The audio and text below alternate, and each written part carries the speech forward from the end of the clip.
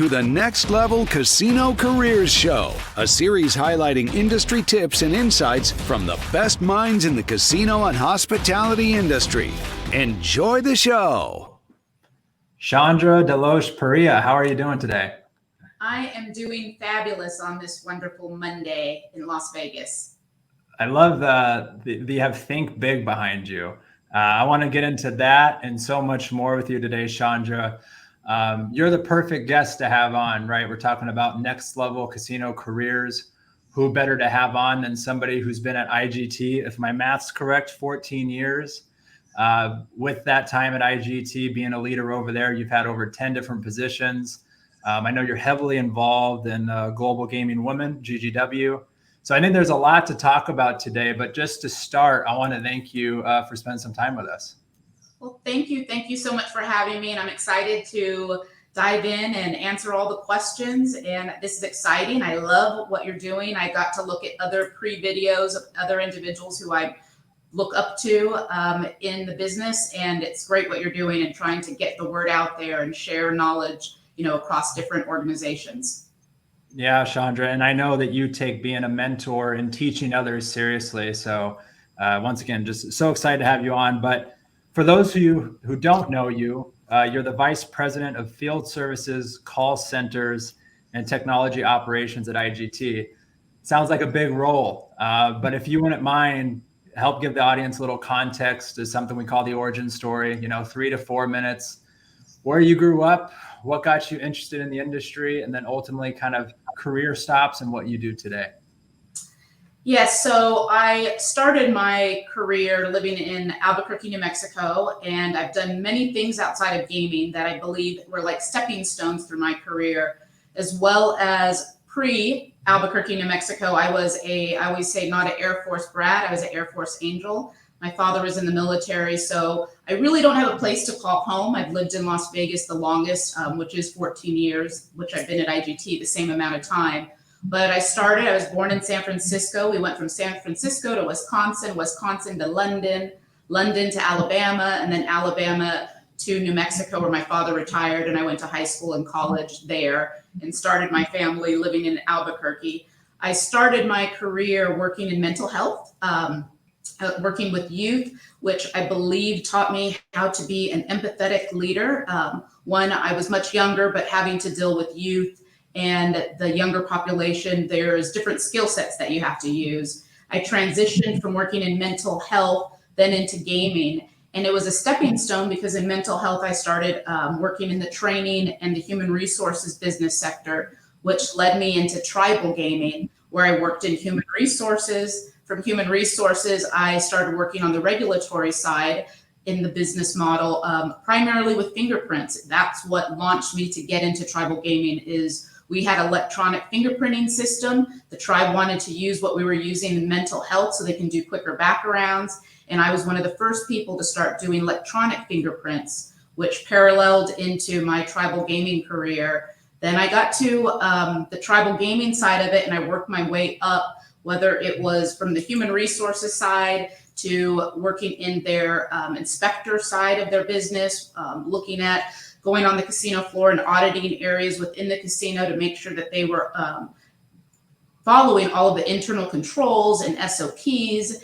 And I paralleled that with my background, I always say in mental health, of just making sure I'm empathetic, observing what's occurring, looking for avenues in the business to propel it and improve from an operational experience, not only for the gaming commission side, but looking at how you embed that into operations and into the gaming commission of the business model. And after I worked there for approximately 10 years, I had always said that after I got my MBA, I wanted to go work in the mecca of gaming, which is here in Las Vegas. So I moved here, and then I thought, do I really want to work in regulation still? And I thought, no, I think I want to look more at the manufacturing side of the business at the time that still had, many requirements from a regulatory standpoint, but trying to bridge between the operation side, my regulatory experience, my human resources experience. And then I started at IGT working in their field service organization. And as you stated, from there, I've had multiple jobs since I've been here. So 14 years later, this is what you get. There's Shondra, I love so many things you said there, but today, because 14 different positions, I want to get into kind of what's contributed to that career growth. But what you do today, I think this really helps people as they start to think about where I want to be as a leader, or what are the kind of positions available. Your title now, what specifically are the duties of your position as vice president over there at IGT? So when it comes to the field service standpoint, I manage the global side of the business. So I have global gaming. So the global gaming side of field services is really those field service technicians that go out and service our products. So whether those products are the slot machine, whether it's our system, whether it's our sports betting kiosk, they make sure that those products are serviceable from our customer standpoint and that we're earning as much potential on those products as possible so that they are basically up at all times so that a customer can interface with them. And I also manage in the US, I manage also the US lottery side of that too. So it's two parallels, the gaming and the lottery experience when it comes to field services. And that's predominantly field service technicians, as well as our repair depots. And our repair depots are fixing the products that are out in the fields, coming back from the fields that they can repair and then redeploy back to the field. So that's like the umbrella for field services. And many things are in that boat, whether it is keeping our showrooms up to date, whether it's interfacing with various regulators to have testing beds that are required, and any other interfaces from a marketing approach that needs to make sure that our products are up and running to the best of their ability. So that team is basically, I just say, the service organization that has more face time in reality with our customers than anyone in the organization.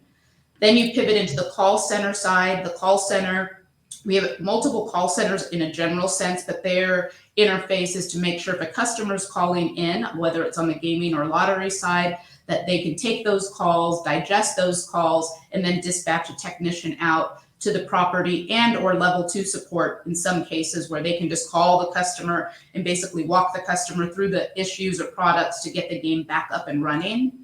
And then you pivot into my technology operations side, and that goes in two standpoints. One side of our technology operations is our wide area progressive. So most people know Wheel of Fortune.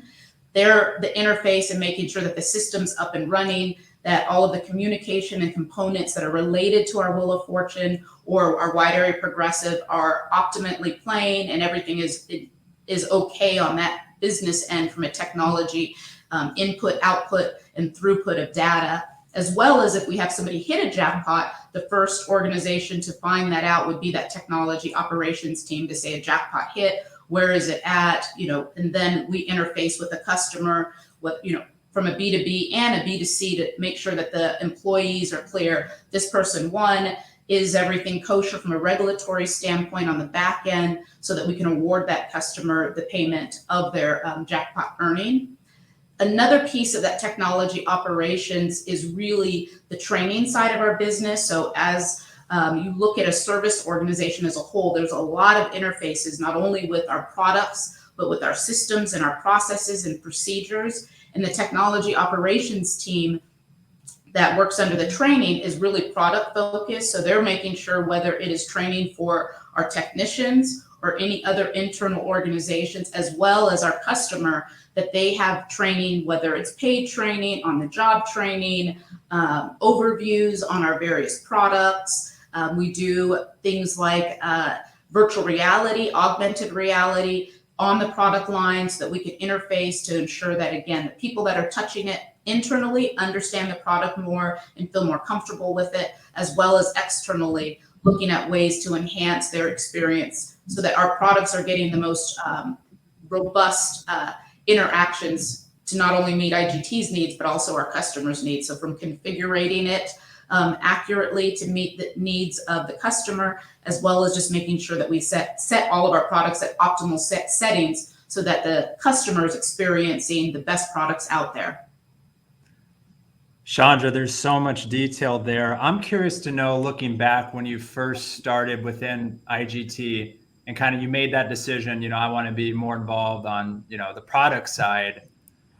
Any misconceptions or anything as it relates to, wow, did I underestimate this? Or I didn't know, the industry was like this. Now looking back on your career and having the title you have now, is there anything that rings a bell as far as surprises or misconceptions as it relates to what you do? I think the biggest misconception is really around the hourly worker. That many times in business, we don't, many of the discussions that are happening or decisions that are being made are at, a manager or even a director and above to C-suite. And when you look at it from a holistic approach, many times I've learned through the years that if you're not really taking the time to understand the experience at the front end, what they're dealing with, how they're dealing with it, what issues they have, what concerns do they have, what quality concerns that they have, that you miss probably 50% of what you're doing because you're only hearing it from, in some cases, what the data says, which many times the data says and provides one piece of the big picture.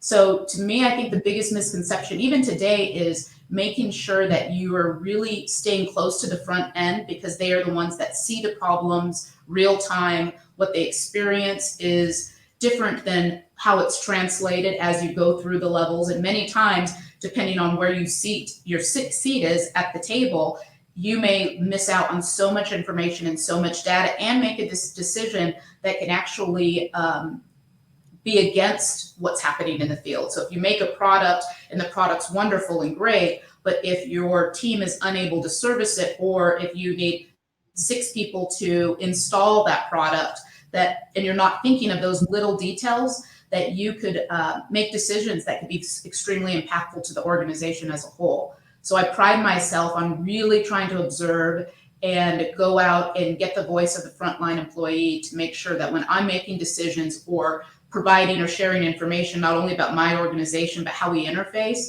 that I'm able to share those experiences with other leaders and or other organizations and departments so that they're learning to know that, hey, you may see one thing, it may sound this way or feel this way, or you're thinking this is a great idea. But if you can use those ideas and brainstorming sessions and bring in frontline people that are actually engaged or actually interacting at that customer or frontline level, you'll have a much more robust product at the end of the day, and or you'll have different opinions that may make you think differently about whatever you design or how those policies and procedures actually translate to the real population that in most cases are not people that have seats at the table in those discussions. Shondra, that's such a key insight. I'm curious to know, I want to say how I want to phrase this. Was that something that was learned over time, or did you kind of just naturally integrate that as you progress through your career as it relates to understanding you need to stay connected to the front end experience? Was that learned, or was that something just naturally that you brought with you as you kind of progressed through your career? I think if you ask people, they probably say naturally, I brought it. And I don't know, I honestly, I wouldn't be able to answer that. I think it's both. I think naturally I provided it because, in my lifetime, I've always been the underdog, right? Being a female, being a woman of color, I've always had to go the extra mile in my mind to understand not only what I was doing as a leader or in a certain role, but trying to make sure that I was robust enough that if anybody asked me a question, that I was able to look at different perspectives. So I think that's that learning piece. Then I think that what I've learned as I've went, how critical it is being in a meeting, and if you're not connected, making those wrong decisions. And yes, I have made those wrong decisions many times because I was looking at it from either a siloed approach or thinking that what I was doing in those situations was the right thing to do based off of previous experiences. And if you don't take that into consideration, there's many aspects that you miss along the way. So now I'm definitely more mindful when I'm doing things to think, okay, who's my primary audience, and then who's my subset audiences, and if I can make sure that I'm picking the priorities of each of those categories, then most likely, whether it's making a decision or being in a meeting trying to drive changes, that you get a different type of opinion from the audience. So if I'm dealing with C-suite, trying to correlate what's happening in a way that they understand it and how it'll impact whatever their end goal is, as well as then trickling it down, whether it's meeting with product developers, people that work in the studio, the supply chain, and making sure that, again, that I'm sharing the details that are most important to them from the various business units to, again, just to improve in general, the output of whatever that, whatever we're trying to do is from a business perspective. That's such a key insight too, is understanding your communication needs to evolve based on your audience. Last question on this front, is there a story? You can go either way with it. You can talk about the positive side, or maybe a positive impact, or possibly what was probably an opportunity or a learning lesson. Is there a time where there was a project or something you were involved with where maybe you didn't or did involve kind of the front end customer or the front end folks, and then kind of compare and contrast, if you will, or if there's a story that kind of jumps to the front of your mind? I would say the one that jumps that still feels like we're at the bottom end of it would be COVID. Definitely during the pandemic, we had, casinos closing down. Obviously, every customer is different and how they close down. Some customers shut their games off. Other customers kept the games on, but were dark, right? So the casino's dark, but the games were still actively, running and on. And during that time, again, it was so new for all of us that we didn't know exactly what was going to happen. We're going to be closed for, months or years. Were we going to reopen? Did we provide customers the right directions and what they should do or shouldn't do? And then as fast as we started closing and becoming more comfortable with, we have facilities that are closed down. We have employees that, are furloughed, and we didn't really say furloughed, but that are on standby waiting for the casinos to reopen and trickle in. It wasn't created equal, right? Geographically, some areas were opening, other ones weren't opening. And when we say open, the perception is, oh, you could just turn everything back on, everything is going to go live, and we're going to be okay. Well, during that same time, that's what assumption was, right? You could just turn the casino, everything would go back on and everybody would be happy. The reality is many casinos during those times, cost savings, whether they had staff or not staff during that time, whether they did furloughs, whatever the scenario, in which I will say every customer, there was a separate scenario, having to make sure that we looked at every single approach that we could think of during that time. The customer that shut everything off potentially turns things on, and we have games that can't go back on because maybe they were older product or batteries or failures of parts happen, screens that wouldn't, that were blue or red or even black. So we try to definitely look at every scenario. And the only way to look at those scenarios is not only through our own data that we have already, but to really talk to our front end, our technicians, and say, what are all the aspects? And let's map these aspects out. And how can we do this better? And our biggest area of concern really came into software. So many times, whether they are games that are owned by our customer that are IGT owned, or assets that belong to IGT that the customer has and the customer's leasing back from us, what can possibly go wrong? And one of the aspects was really in software aspects when it comes to products that we have, whether we did the install 5-10 years ago, or we did the install of it right before the pandemic hit. Would the customer have the product not only from a software perspective, but any spare parts? So we had to really scrub our data to make sure that we had spares on hand when casinos were opening, as well as the software piece of it. In most cases, in that environment previously, the customer or the field service team would go in and then order those parts or software and then deploy it to the customer. We realized if we did that, we would end up bottlenecking how we transport from a logistical standpoint. So one of the things that we did in discussing that with our field service team was looking at ways to do download through a system versus having to send hard dongles. If we had it from a system perspective, then our employees would be able to just go in the system and then download from the locations they were at, versus trying to put in orders and drive the orders through our centralized Reno area. And that was, I guess, a big win in many aspects, getting to the root causes of what could potentially happen, looking at various scenarios, and then diving down to say, yes, we need to increase these spare parts because these are the highest risk of failures, as well as trying to find ways to, again, deploy that software, the software needs, so that they weren't being bottlenecked through a centralized ordering process and a logistical standpoint. And really, I would give credit to our field service organization. Not only did we have minimal issues with our reopening of casinos, the biggest piece was now we have a system that we are able to utilize, which I don't think if the pandemic happened, we would have pushed as fast as we did the downloadable software aspect. It probably would have taken us years to get there, but we were able to do it in a short period of time. And like I said, I credit that really to the frontline staff for speaking up and giving us those various scenarios that we needed to look at. Shondra, it's amazing. When I talk to people in our industry and those who've succeeded during this period and these unprecedented times, there's always those stories of being nimble, innovation, and then ultimately innovation that they say what you just said right there, as far as because of this, we were able to innovate in this way, or we built this program, or we offered XYZ. It's amazing to me. And just one note, Shondra, I think this is important. 14 years at IGT.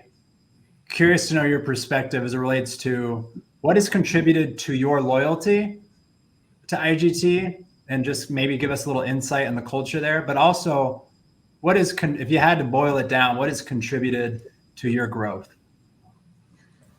I would say 14 years, my biggest view from the point of, why am I loyal? What has kept me here? What keeps my drive going is, one, I've had wonderful leaders. That would be the first piece of it. Every leader has taught me to be curious, to stay engaged. And when I think back again through the years and the opportunities that I had, I always say that I was very thirsty. I was starving. I've always tried to go above and beyond and from an engagement standpoint. There's many times when, you're in a project with other groups that aren't within your organization. And I really tried my hardest to strive in building a relationship, getting to know the people, understand what they do, how can I help them and how can they help me, and keeping that relationship built so that you have a constant tribe or pool of people that that you can count on. And it took a long time to do that.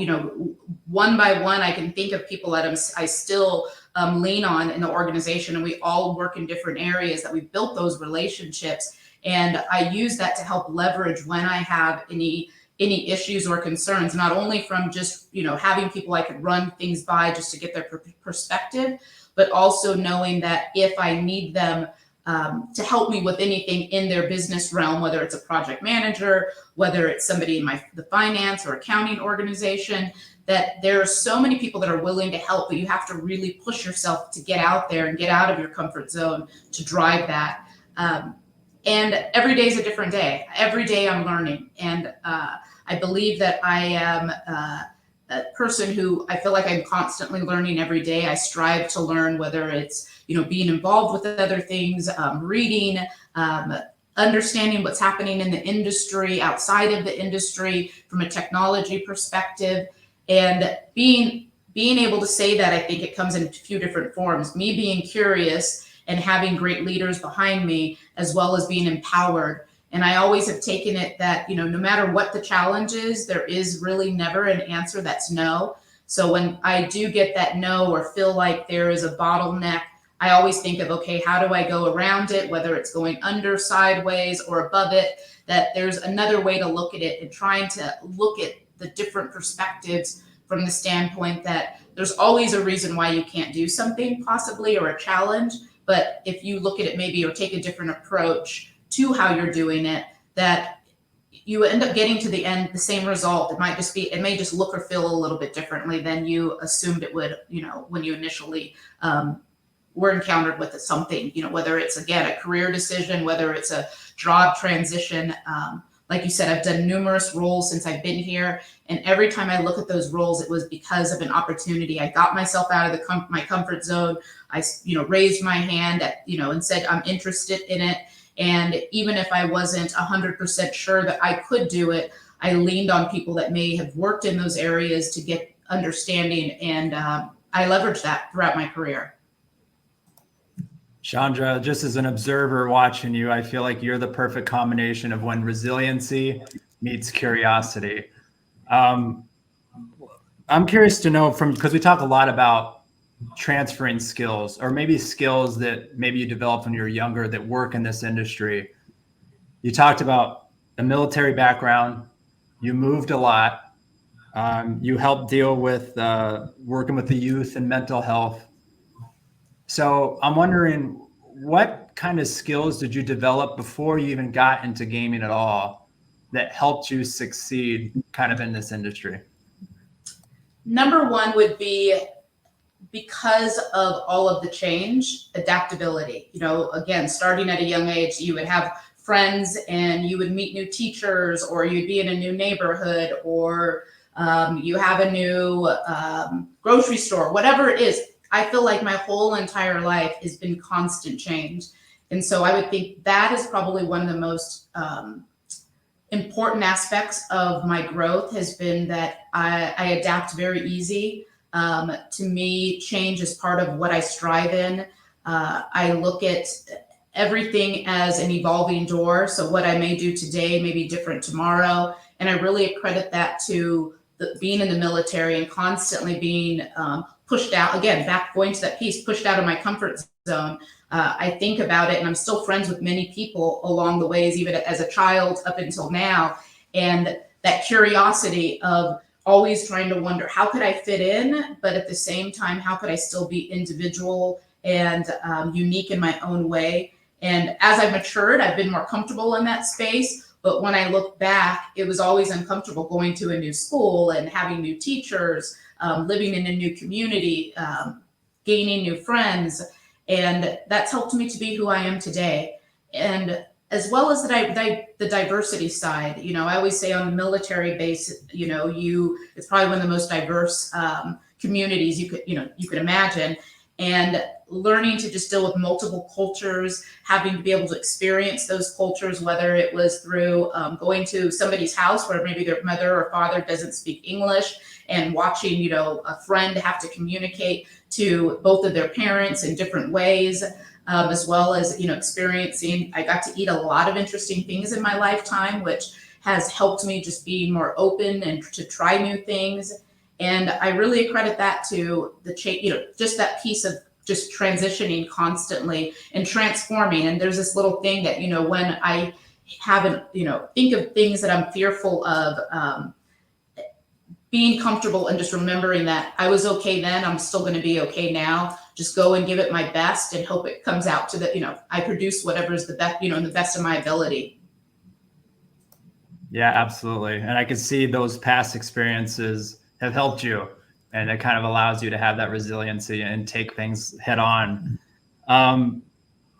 Looking at how long you've been here, 14 years at IGT, two-part question here. As it relates to product, as having somebody here with such a pulse on innovation, product trends, kind of over the last 14, the biggest trends that you've seen as it relates to slot and gaming product. And then part two would be looking ahead. What are you really paying attention to, or what kind of predictions do you have as we look 5-10 years out? So when I think about products, I could tell you that when I first started in gaming, I used to dream about coin, literally hearing ching, ching, ching, ching. I would dream about it because that's all you would hear when you would go on the gaming floor, just literally all the change. And so the first real big transition was ticket in, ticket out, right? So that was big. Transforming from coin to having a ticket printed.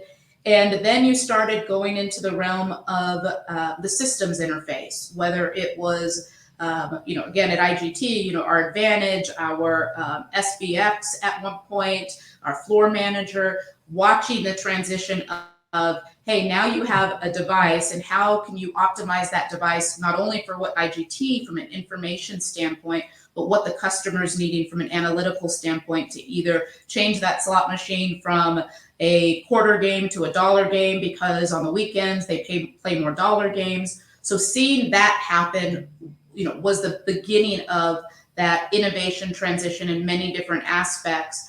And then you saw things like our signage. When I first started, we used to do a lot of customized signage. And I'm sure if you've been to Las Vegas, you would remember we would have like these huge signs, and they would be designed so that it would meet the needs of those specific customers. They were all different and very costly from a business perspective, because if you put that sign over a Wheel of Fortune game, then if you're moving, your banks around, it may not fit under that bank of games. So you would have to, again, then create another sign that's extremely costly. So as the transition of signage and getting that customer experience when you walk in the door, looking at it more from a digital standpoint, more of like a potato head standpoint, you could use this same sign over this product or this same sign over this other product, and you just have to change the ends or the caps on it so that it can meet the various needs. So you've seen that piece. And then you've seen, again, just over the years, how digitalization is transforming. Same sort of aspects. How can I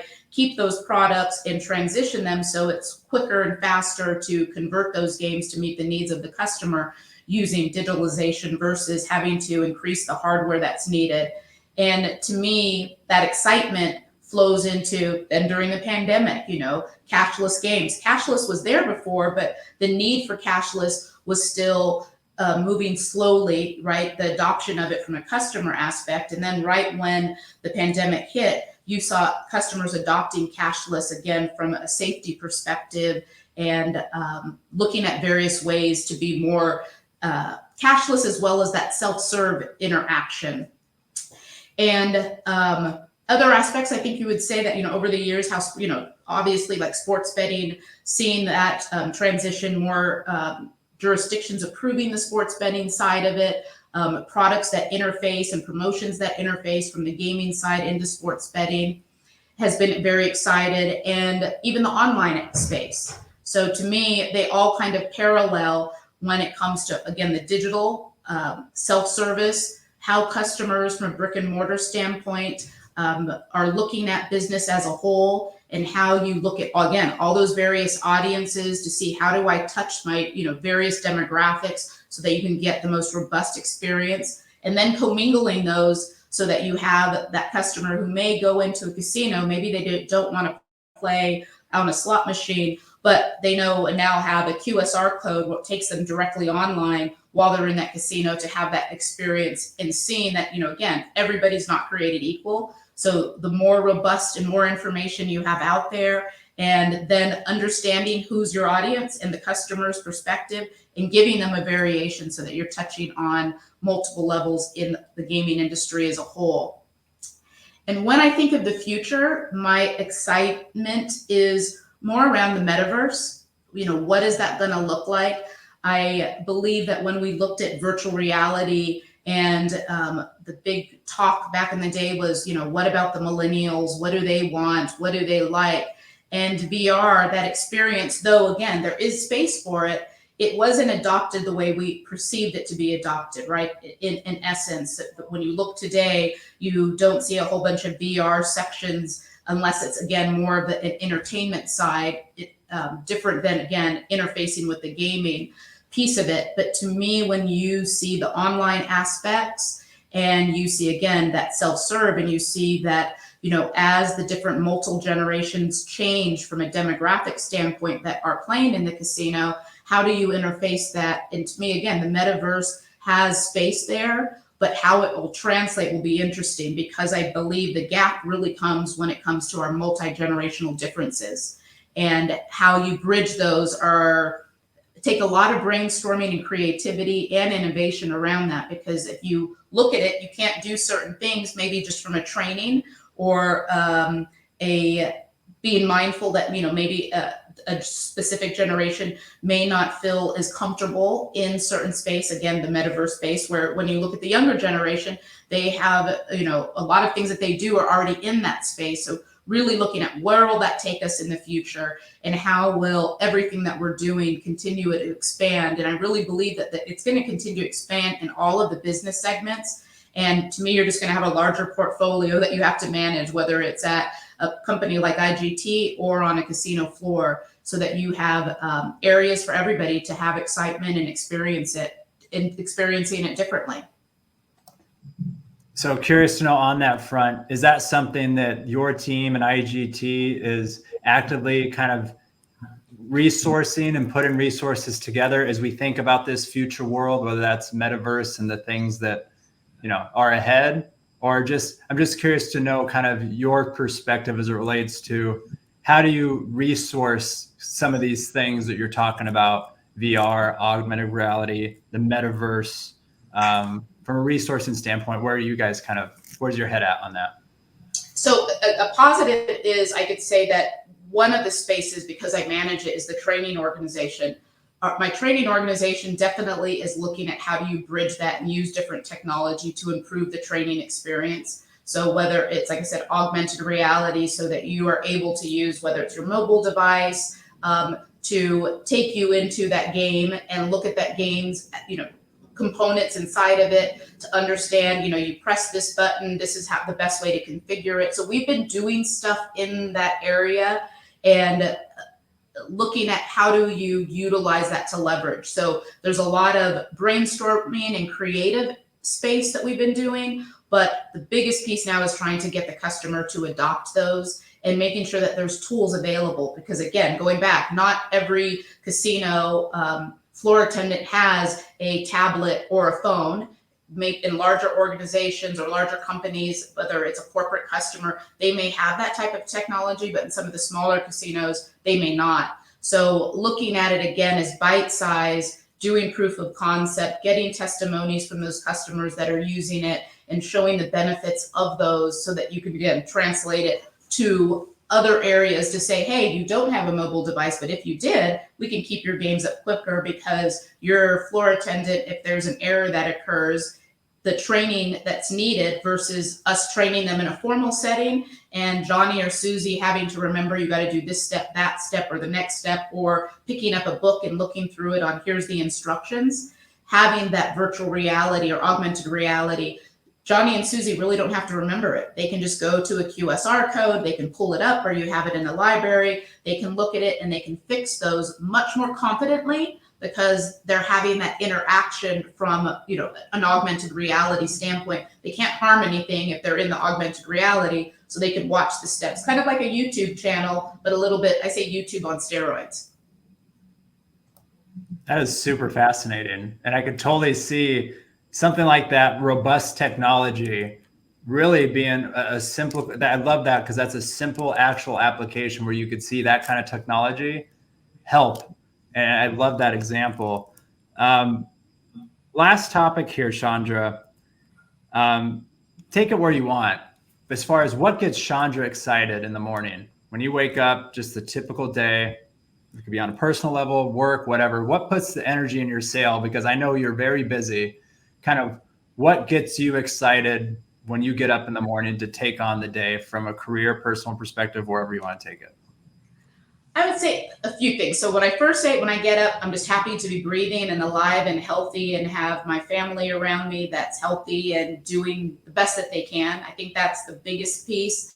From a work perspective, because I manage so many people, it is the same sort of energy. I know that it's not just me. I have many, many lives that I can impact in what I do on a daily basis. So if I come prepared, I look when I get up in the morning, what's my goals for the day? What's my goals for the week? Where am I falling behind? What do I need to reprioritize? It's really about whether it's my family or it's the people that I'm serving. I really believe that I'm a servant leader. And I've used that word strongly, that I serve others. And so by me serving others to the best of my ability, most employees would say that, they know that I have their back. And the more that I have their back, and the more that I could leverage their voices and their concerns, it fuels my soul. Another piece is being engaged, not only just in my day-to-day aspects, but being engaged at other levels. I'm very involved, like you said, with Global Gaming Women. I'm part of the Diversity and Inclusion Committee, and I try to give my energy as much as I can when I am, whether it's with GGW or things internally. I'm very involved with a lot of our diversity and inclusion employee groups here at IGT. And being a part of the bigger and greater picture really is what is fuels me. It fuels me in many aspects on my creative side, on my personal, emotional side. And I try to be present in everything that I do. So it has been years of me practicing, when I'm in a setting where I'm trying to help, whether it's mentoring or with the various diversity inclusion groups I'm in, I'm the first person to try to raise my hand to, whether it's speaking engagements, meeting with, youth that are interested in getting into STEAM and sharing my experiences, because my goal is, if there's one person that's in that audience, or there's a young girl that sees herself in me and hears, that, yeah, life is hard, and yes, change is difficult, but if you just push yourself to, again, get out of that comfort zone, because that's where we learn. The more that we're out of it, the more the opportunities start flowing. It makes me happy. And I would say that's what keeps me. And I'm always trying to think big. If I think shallow, I'm usually going to get shallow results. So I always try to keep my perspective as open as possible, because I always say the impossible is possible. It's just really how you phrase it and how you look at it. 2 notes I wrote down is kind of your resiliency is built through that resistance. You're willing, because you can't grow unless you're being pushed one way, right? There's gonna be some kind of resistance, and you're kind of a testament of that. I love that you have that behind you right there. Shondra, go ahead. And just so you're aware, I have our picture here too. And I'm sorry, my light, but I keep that here too. Again, to me, that the experience that we had at our executive development program, not knowing, again, each other. And it just, again, it's one of those things that we put ourselves in an uncomfortable situation. You make the best out of it, and you meet people and like yourself that you keep in contact with. You see each other once a year at G2E. And if you do it the right way, those relationships go so far. They really do. I love that, Shondra. It's a perfect segue into my next segment, which is we call the bigger picture.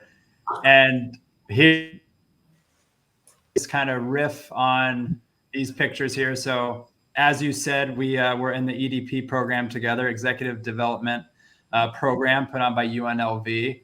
And if you want to check out the episode with Bo Bernhard that I did, I won't go over that ad nauseum, but I do want to know, Shondra, from your perspective, because here's the picture I like. Look at you at the head of the table. Something about you, everything that you're preaching today, you're all about, right? You're a leader. You're resilient. You strive for excellence, right? So I'm just curious to know from your perspective, do for you and your career, and then also just kind of how you've found that leadership space for yourself to always be willing to kind of lead the charge and just, be a servant leader, as you said. I believe, again, that piece I was saying about curiosity.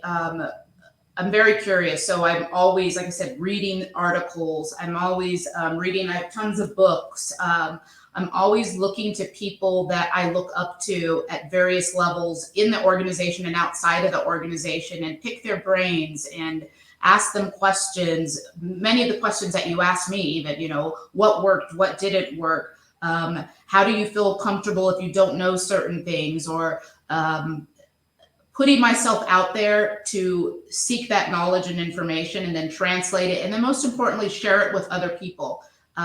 It's part of my passion is to help others and be that servant leader. But I think it goes in 2 ways, that, as much information that I receive from other people that I look up to, whether it's good or bad, how can I translate that not only to my peers or people that are around me, friends, family, coworkers, leaders that I work with, as well as anybody else that I may interface with.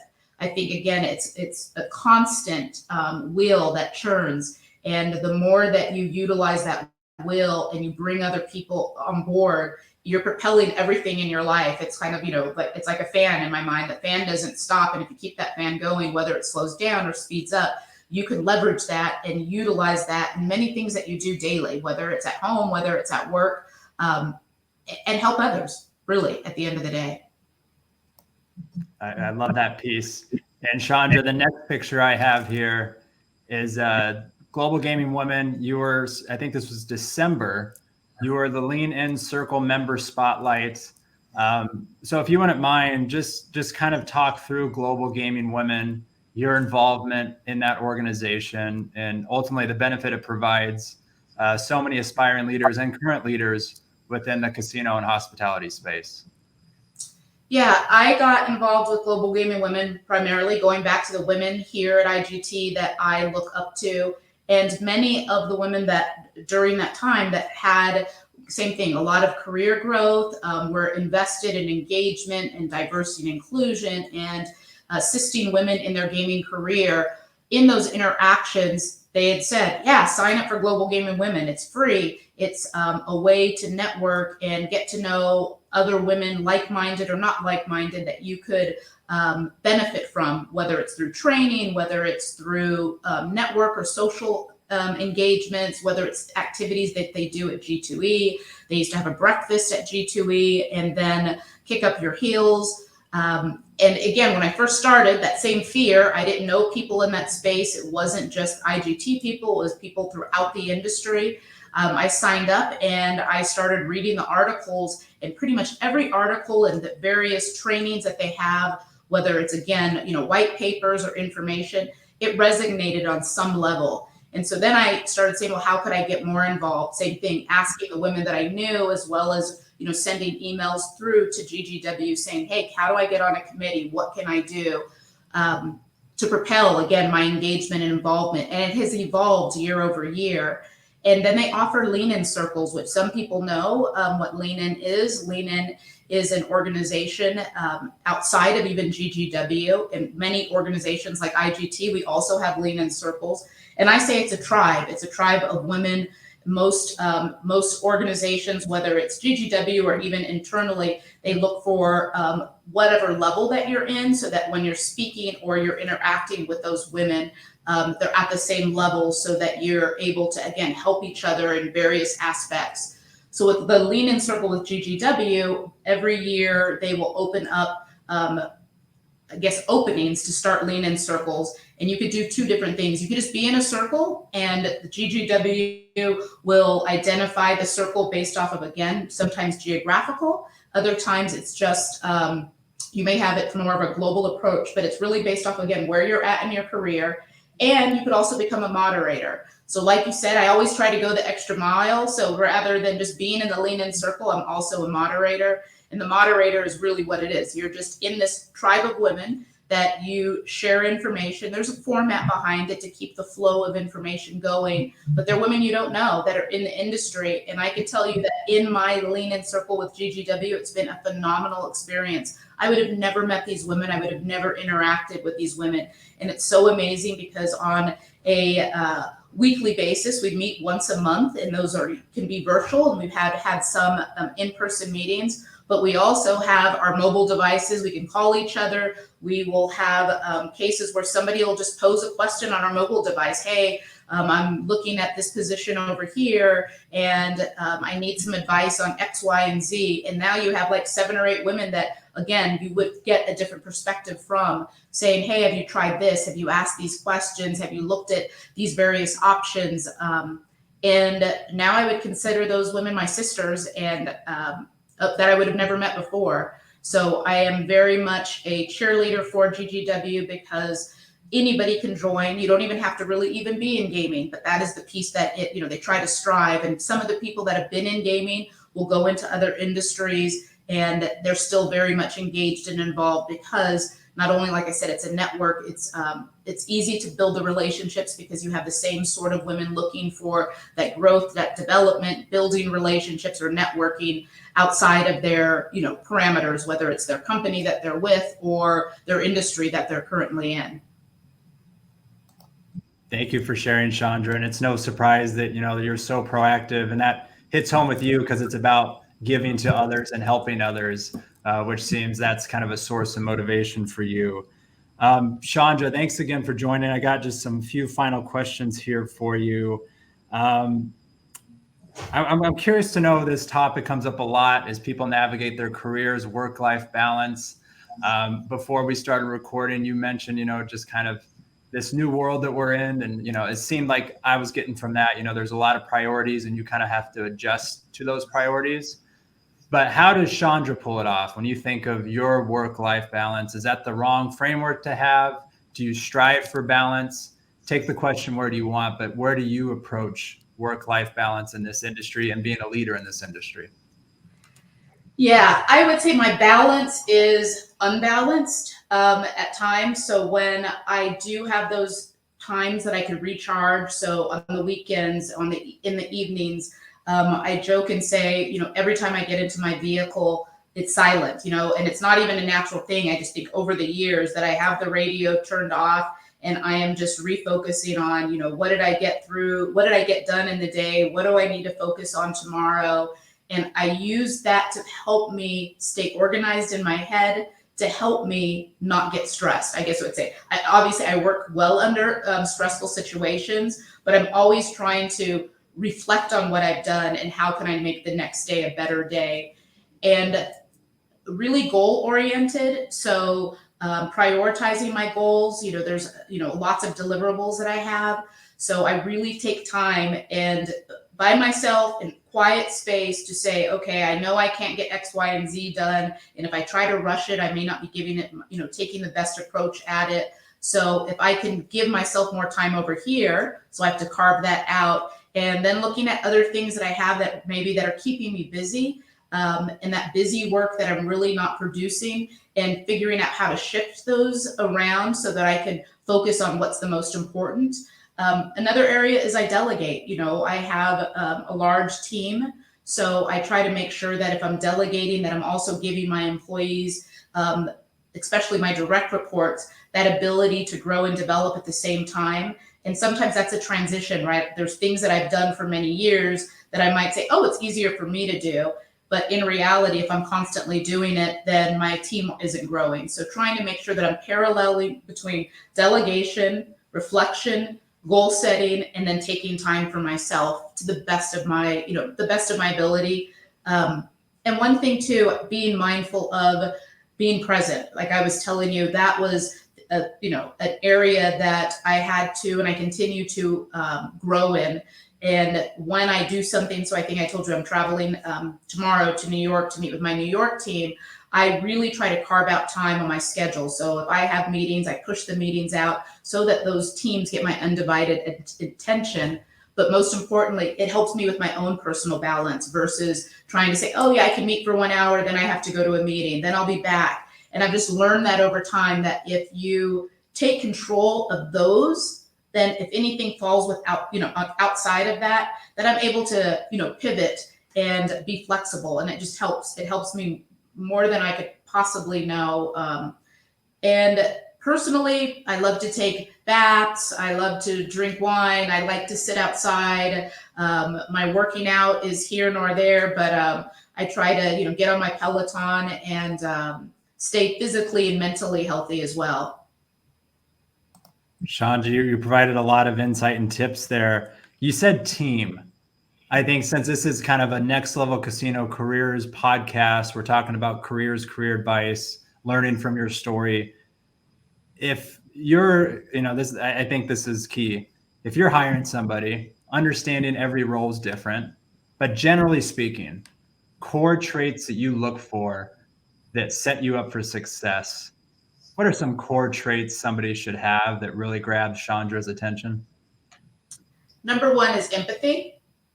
I would say that's an aspect that I do look to see how empathetic they are when it comes to understanding people as a whole. Compassion would be another one. Understanding that, again, not everybody is created equal, and how you interact in your compassionate side varies differently. Understanding diversity and equality and what that means, that, again, everything's not created equal. So if you have that aspect that you understand that you may have to do something different for X population or whoever that audience is, and understanding those variations so that you are getting the most robust throughput, whether it's, again, in a relationship, whether it's a networking or it's on a project, having that level of understanding helps. And coaching, I think, when I say about that learning, growth, and development, I look to see, how well can that person be coached and or coached, because that translates to building a team. And if you are a good coach at listening and providing direction and influence, really the sky's the limit. And then being a person who never stops learning. When you take your experiences and you think your experiences are the end stop to something, in most cases there is never an end stop. It's just constantly evolving. So I looked at people, are they constantly, keeping themselves knowledgeable, not only about the industry, but about trends in the business, outside of the industry that may interface with our business. And I'd say those are probably the top 4. I love it. And I think Simon Sinek calls it the infinite game, that point of always learning, always, you're always growing, because if not, then what are we doing? And I love that you hit on so many human skills or EQ skills versus technical skills. And that's coming from somebody who is so sound technically, but also combines that human element. And I think that speaks to your success. Couple final ones here. Personal routine that you have found helps you and probably would help others. Anything you want to share on that end? Personal routine is not taking myself as serious that I may act that you may think I am. But normally I get up very early in the morning, 4 o'clock, 5 o'clock. And my first thing it used to be to check my phone. It's not to check my phone anymore. It's really just to get myself in the right mind space at first, go through, again, that reflection from the previous day. What am I going to organize? How am I going to organize it? What is my end goal for that day? And taking it day by day, but also looking at the big picture, knowing that, again, I have other deliverables that are out there. So getting up early, being goal oriented, and knowing that if I can't get something done, or if I have to push it off for the next day, it's okay. And like I said, that's taken a long time for me to get there. I used to try to push it and push myself to do certain things before, that I really realized as I've gotten more mature, I don't want to say older because I'm fighting that every step of the way, but more mature, that it's very unhealthy for me sometimes to do all of that in one day, because then I'm not giving my best self the next day. So I really take things bite-sized, and I try to give my all to those bite-sized items and then prioritize everything else. But I would say the biggest one is getting up early. That has definitely helped me. And sometimes even just going and sitting outside and having a glass, whether it's tea, coffee, before I start my day, and then picking up my phone and checking those emails. Because if you do it the opposite, sometimes I would get caught up in my emails, and then I would just get frustrated. So it's helped keep my energy levels higher, keep me more calm, and it's helped me, again, just as a better person, because before I used to do that when I was in bed. I also look at things like, if I'm having dinner in the evening, I put my phone down, give myself that break, and then check it again before I go to bed, versus just having it there and constantly checking, which wasn't benefiting me. So really finding space for when things are appropriate and prioritizing. Wow, so many good things there. I'm curious to know, because I think that's a perfect segue into this question that sometimes I ask guests, because you're really intuitive. It seems like that curiosity, you do that to yourself on how can I improve? What are the blind spots that I have? You're constantly doing that inner work. If you were to talk to Shondra, let's just say 14, 15 years ago, and you were to give her advice, what kind of advice would you be giving to yourself 15 years ago, knowing what you know now? I would tell myself, I should have pulled my chair up to the table much sooner. My first interactions, again, I think it's that natural fear where I said it's helped me be adaptable and to change and feeling comfortable. But, also don't get me wrong. I also have I have that fear that's still there, that inner critic that sometimes tells me certain things. I always try to push that, the negative critic off my shoulder and listen to the positive critic to keep myself going. But, in the beginning at IGT, there was times where I should have said something or pulled my seat up rather than sitting in the background, hoping else somebody would speak up. And I would have told myself, yeah, pull it up and speak up, whether it's right, wrong, or indifferent. The worst case is somebody may tell me no, and I'll figure out how to get around it. I love that. I love that, you're giving yourself that advice, and kind of we're all humans living that human experience, right? And just to understand that voice in your head is normal, but that shouldn't stop you. I know some people call it like imposter syndrome, right? And just to override that and be like, I got this. And I love that you said that. Favorite hobby? I believe you're kind of into design and you design clothes, but any hobby you'd like to share that also kind of keeps you even keel? Yeah, I still love to design clothes. A lot of costumes, I would say, so around the Halloween, Christmas, I'm all about fashion and putting together and creating, whether, again, more so costume wise, I'm better at. So I still do that. And now with the Raiders being here in Vegas, every game I think of what am I going to wear besides watching my team, but that I could express myself through my fashion, and it's one of the most exciting pieces that I love it. It keeps my creative side going at the same time. It's something that I'm passionate about, football as well as the Raiders. So yeah, but I still do it. I still make costumes all the time, and everybody waits to see what am I going to wear or what am I going to dress up for Halloween or even Christmas. Yeah. That's probably the biggest hobby that I have. I mean, I do other things that are getting that creative art, some artwork and poetry, but most of my time is spent creating and designing outfits. Shondra, I hate to do this to you, but I'm an Arizona Cardinals fan. You're a Raiders fan. Right. Tough loss yesterday. How are you feeling about your Raiders? Do you think they're going to go to the playoffs? What's kind of your prediction for them now? Have you lost faith? No playoffs. That's for sure. Because when I look at the teams that we assumed we were better than, using the preseason as, oh, we won 3 games. We've never won 3 games, and then realizing, well, that was second string, and second string's not out there. Now you have the first string out there. So no playoffs this year. Maybe a wild card, and I try not to get myself. I'm not trying not to be as optimistic based off of the game yesterday.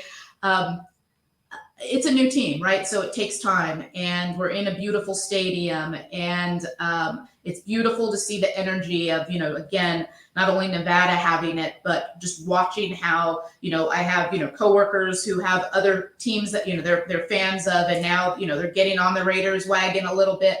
I think it's just, again, that entertainment experience and excitement to have a team here.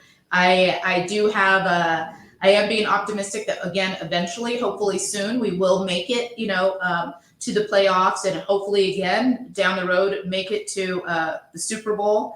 But we have a lot of work to do. And to me, the lesson learned is, I think for preseason, we really need to get the first string to play and get out there and experience it, on a different level, which, again, many years ago, that used to be part of it. And then as the years have went by, you just see now it's for the second string and who's going to get cut. I think yesterday was an example of our loss, that they need to play together and play, again, with other teams so that they can really show their ability. Because, yeah, I don't even know what to say about yesterday except for disappointment. But I'm still a Raiders fan. Hey, and what about the WNBA? What about the Aces? Yeah, there you go. Yeah. So we have one. Yeah, in Vegas. Coaching, wins it all. Yes. Unbelievable. Yeah, in the NFL, it's so crazy to predict. You're 100% right. With the preseason not being a preseason really anymore, lot of inconsistencies. So maybe there's still a chance there for the Raiders. Shondra, I'm going to get you out on the final question I ask everybody. Once again, thank you. This was so great. Your story, you're an inspiration, you're a leader. But the final question I ask everybody, or we ask everybody, is talking about next level careers, tips. What are 3 tips? And I'm going to put the spotlight on you as you think about anybody who wants to advance in their career, specifically within the realms of what we do. Kind of what are 3 tips you'd provide to somebody that they could start doing today that would help them take their career to the next level? What would those 3 tips be for you? First tip would be build meaningful relationships outside of your network in many cases, and inside of your network. And when I say meaningful, really spend the energy and time to build them and to stay in contact with those individuals. The second thing is to speak up. A closed mouth doesn't get fed. And to stay out of your comfort zone, because when you're out of your comfort zone, you're constantly growing. And there you have it. There's nothing else to say, Shondra. This has been just so insightful. Thanks again for spending some time with us here today and appearing on the podcast. Yes, thank you, Kyle. And hopefully I'll see you at G2E. And I appreciate you giving me this opportunity. All right. I appreciate it, Shondra. Thank you.